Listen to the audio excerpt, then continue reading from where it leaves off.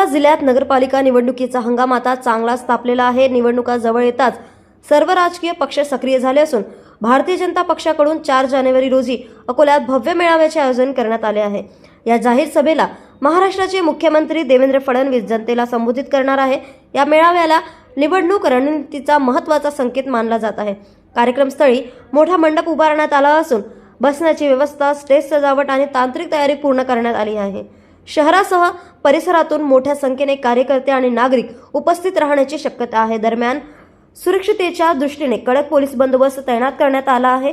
वाहतूक व पार्किंगसाठी विशेष व्यवस्था केली गेली। निवडणुकीच्या पार्श्वभूमीवर होणारा हा मेळावा अकोल्याच्या राजकारणात नवीन ऊर्जा निर्माण करणारा असून सर्वांचे लक्ष आता मुख्यमंत्री देवेंद्र फडणवीस यांच्या भाषणाकडे लागलेले आहे।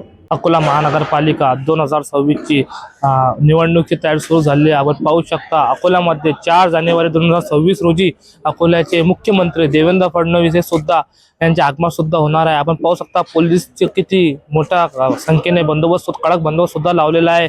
हजारोच्या संख्येने खुर्च्या सुद्धा उपलब्ध आहे आणि मुख्यमंत्री यांच्या आगमनाची सर्वांना वाट पाहत आहे आणि पेंडॉलची सगळं तयारी सुरू आहे। ह्या प्रचार सभामध्ये किती मोठ्या संख्येने लोक येण्याची शक्यता सुद्धा दिसत आहे। या खुर्च्यावरून असं वाटत आहे की मोठ्या प्रमाणात सुद्धा लोक येणार आहे।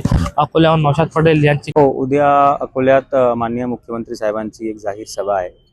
त्या अनुषंगाने आमचा पूर्णपणे बंदोबस्त, वेगळ्या एक रोड बंदोबस्त आहे, एअरपोर्टचा बंदोबस्त आहे, सभाचा बंदोबस्त आहे।